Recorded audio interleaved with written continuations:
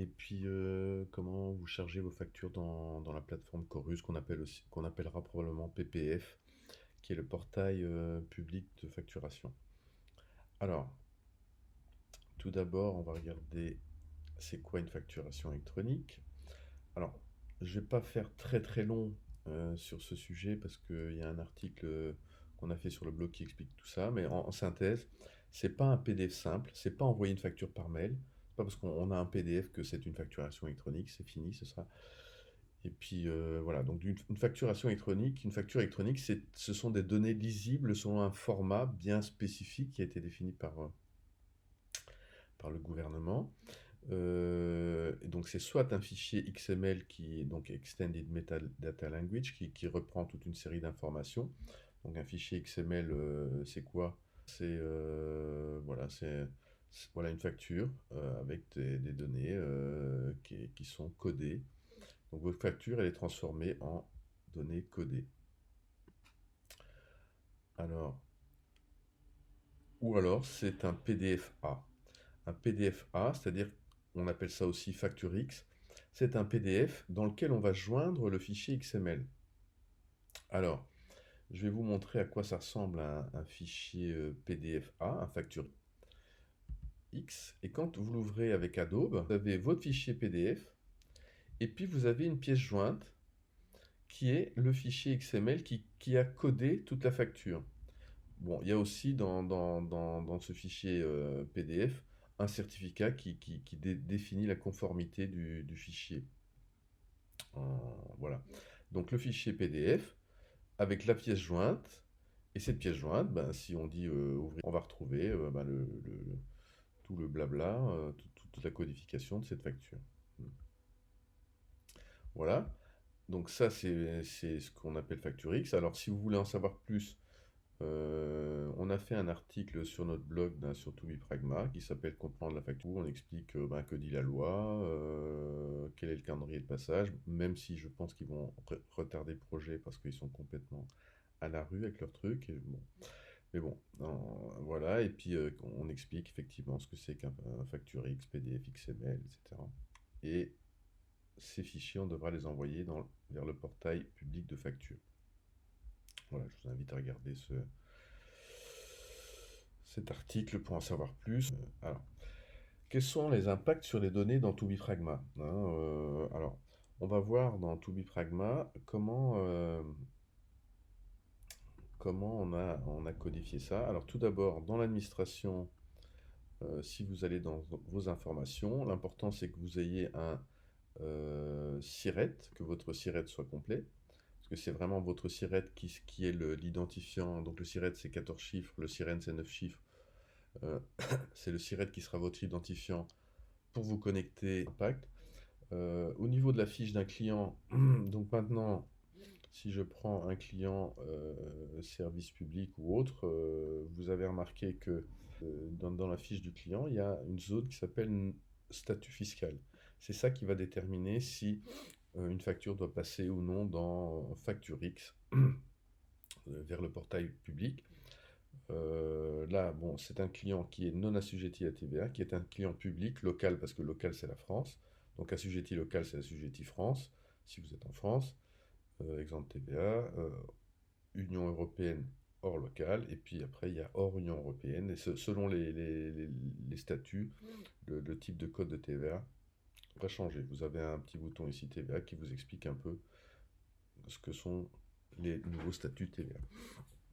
Donc voilà, ici on est sur un client public et on a un onglet PPF Chorus qui va vous permettre, une fois que vous êtes connecté, de récupérer les données qui sont dans Chorus, donc qui sont définies voilà, par exemple si j'efface ces données, là on est connecté, hein, j'efface ces données, vous avez votre SIRET, ça ce sera l'identifiant que Chorus vous donne, et si je fais données Chorus, si vous êtes connecté, on va aller récupérer automatiquement l'identifiant de cette société dans Chorus. Voilà, il a été se connecter à la plateforme et il a récupéré les informations de ce client. Ça, c'est au niveau du client. Ensuite, si on prend au niveau des commandes, je vais prendre une commande. contrat, enfin, bon, peu importe. On a aussi un onglet PPF Chorus, où là, on peut mettre la date d'engagement, le numéro d'engagement, la date de marché, la référence de marché, etc. Ce ne sont pas des données obligatoires, mais bon, si on met une date, il faut mettre un numéro d'engagement. Ce sera repris sur la facture et donc dans le fichier électronique. Ça, c'est l'impact au niveau commande. Au niveau facture, on va prendre une facture officielle ici, service public. On voit qu'il y a deux sites, nettoyage entretien classique, et on a un onglet PPF Chorus, où là, on reprend automatiquement les informations de la commande, les références de marché, et puis on a toute une série d'informations qui vont se remplir lorsqu'on va se connecter au portail Chorus. Voilà, ça c'est l'impact sur les données au niveau ToBePragma. Et après, bon, ben, on va avoir un bouton envoi vers le PPF Chorus et mise à jour des statuts pour savoir si elle a été envoyée ou déposée. Par exemple, ici c'est une facture qui a été déposée mais rejetée. Là c'est une facture qui a été déposée et on voit sur cette facture qui a été déposée des informations. PPF Chorus, on voit le numéro de flux qui a été défini par la plateforme, etc. Bon. Alors, ça c'est pour les données, hein, les impacts des données. Ensuite, comment on va connecter ToBePragma avec Chorus? Alors, il va falloir aller sur la plateforme. Vous avez accès à votre plateforme Chorus. Bon, alors, bon, il y a toujours des trucs. Et donc là, vous allez devoir créer un identifiant technique. Alors, vous avez plusieurs trucs sur cette plateforme-là. Vous avez un truc qui va s'appeler raccordement. API. Alors, tout d'abord, non. Vous allez créer un compte technique, accéder au compte technique, et vous allez faire une demande de création de compte technique. Vous allez choisir votre structure, votre société, et puis voilà, il va vous créer un compte technique. Et ensuite, vous allez copier vos identifiants de login et les mots de passe pour venir les mettre dans ToBePragma. Alors dans ToBePragma, je vais venir dans administration, information de la société, et puis tout en fond ici, vous allez recopier votre identifiant compte technique et votre mot de passe compte technique qui est dans Chorus. Hein, donc vous avez créé votre compte technique, et le deuxième truc à faire, c'est, alors je vais revenir là-dessus, bon, le truc là. Je vais revenir sur l'accueil, quitter, bon, admettons que vous avez créé votre compte technique, et vous allez aller dans raccordement, API, on va mettre en français, et vous allez rechercher, gérer les raccordements, vous allez créer un nouveau raccordement. Ici, bon, j'en ai déjà un actif, mais vous allez déclarer un raccordement piste. Et donc, pour déclarer un raccordement piste, vous allez choisir votre société. Le nom de l'application piste, vous allez taper ToBePragma. Le type d'utilisation, vous allez mettre utilisateur d'une solution, éditeur ou opérateur. Bon, mettez ToBePragma. Contact, nom, prénom. Bah, mettez, vous pouvez mettre votre nom et votre téléphone. Si jamais il y a un souci, hein, comme ça ils vous contacteront. Et puis vous validez, vous aurez déclaré votre raccordement piste, qui est indispensable pour se raccorder automatiquement. Donc se connecter à ToBePragma, on a mis les informations dans ToBePragma, et donc on est connecté à ToBePragma. Alors comment on va fonctionner maintenant? On va envoyer ces factures vers Chorus. Alors comment envoyer ces factures vers Chorus? C'est soit en manuel, soit avec ToBePragma. Alors dans ToBePragma, on va aller voir une facture. Donc là j'ai une facture de service public de 2770 €.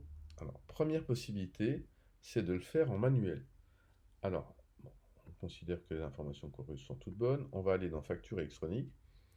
On peut exporter la facture. Donc là, si on le fait en manuel, on peut exporter soit le fichier CIB16 qui est juste un fichier XML.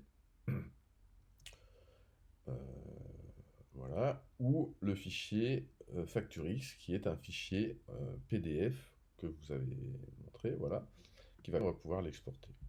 Hein, exporter, ou alors ça dépend si on est sur le téléphone, il vous l'enverra par mail. Voilà, une fois ce fichier exporté, donc là on est dans la procédure manuelle, on va pouvoir aller sur la plateforme Chorus et aller dans Entreprise, Accueil, dans Facturation, Facture émise. Vous allez déposer une facture et vous allez choisir un fichier. Vous avez plusieurs possibilités. Directement Facturix. Le système Chorus reconnaît automatiquement c'est du PDF A Facturix. La syntaxe, bon, il n'y en a qu'une, Facturix. Votre société, ben, voilà. Et puis vous continuez. Et si vous faites ça, ben, il va charger directement la facture dans le logiciel. Ça, c'est la première possibilité. Deuxième possibilité, vous avez uniquement sorti le fichier XML. C'est une autre possibilité, c'est choisir le fichier XML. C'est du XML structuré. CI, donc Cross International Invoice, c'est la norme internationale. Voilà, continuer. Et là, il va charger directement aussi. Une fois que vous avez chargé votre facture, il va vous donner un numéro de flux. Ensuite, on peut voir les flux qu'on a déposés. Par exemple, là, j'ai des flux rejetés intégrés. Par exemple, là, j'ai intégré une facture. Donc, il m'a donné un numéro de flux. Et je vais pouvoir voir la facture. Ah non, c'est pas là. Je vais aller voir des factures que j'ai chargées. Voilà, là j'ai chargé une facture. Alors il vous dit comment vous l'avez chargé. Vous avez pu déposer une facture directement par le portail ou ça peut être automatiquement en électronique. Donc là, c'est dans facture émise. Rechercher. Bon, c'est un peu lourd leur plateforme là. Voilà, j'ai par exemple une facture que. Alors là, il y en a plein depuis juin là. On va trier dans l'autre sens. Et trouver une facture de 30 août qui a été mise à disposition du destinataire. Je vais pouvoir voir la facture que. Voilà. Et dans Chorus, la facture Plombel Clean qui a été envoyée, bah, elle est transformée comme ça. Donc vous avez toutes vos informations de facture. Si vous avez plusieurs taux de TVA, vous aurez plusieurs lignes ici parce qu'il y aura des sous-totaux par taux de TVA. Dans le TVA standard, ici par exemple c'est une ligne qui est en TVA standard, une ligne en exemption de TVA.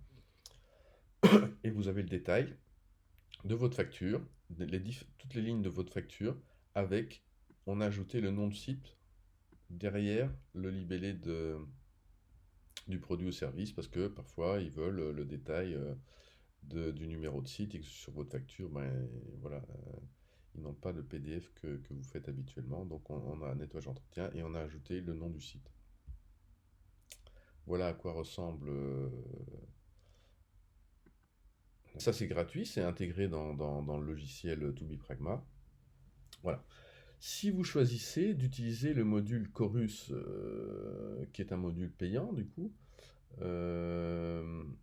donc pour bien être clair, vous pouvez utiliser To-Be-Pragma pour envoyer vos factures vers Chorus, sortir le PDF X ou le XML, le charger dans Chorus manuellement, donc faire ce que je viens de vous montrer. Et ça, c'est inclus dans le logiciel. Si vous voulez ensuite vous simplifier la vie et éviter tout ce truc, parce que bon, la plupart aujourd'hui ben, chargent leur fichier PDF, qui est encore une autre procédure, hein, qui est la procédure totalement manuelle. Celle-là, C'est dire je vais saisir une facture, et alors là, ils doivent saisir les informations, les machins, charger le fichier PDF, un moment. Ça, c'est encore pire comme processus. Voilà, donc l'autre moyen, c'est tout simplement de venir sur les factures et de dire cette facture-là, service public, bon, il y en a une qui a déjà été déposée, je vais la sélectionner et je vais l'envoyer vers le PPF. Et là, automatiquement, par le portail Chorus, et voilà, c'est fait. Il vous dit qu'elle est envoyée, 13h05, consultez, et il vous donne un numéro de flux. On va aller voir les informations du Chorus. Voilà, il a envoyé la référence de marché. La dernière action qu'il a fait, c'est ça, en fait, c'est du technique, hein. La date de la dernière action et le numéro de flux qui a été attribué par Chorus, hein, qui se termine par 223. Si on va voir dans Chorus maintenant, qu'est-ce qui s'est passé? Alors, on va remettre à jour les flux. Et voilà, 13h05. Le flux qui se termine par 223 a été intégré. On a un rapport d'intégration qui dit qu'il n'y a pas eu d'erreur, traitement terminé, nombre d'objets total, 0 erreur. Voilà, votre flux est intégré. Il a été déposé en API, en type EDI. La syntaxe qui était utilisée, c'est CI 16. Voilà, code d'interface. Bon. Donc cette facture, elle a été envoyée automatiquement. Et ensuite, on va la retrouver dans les factures émises.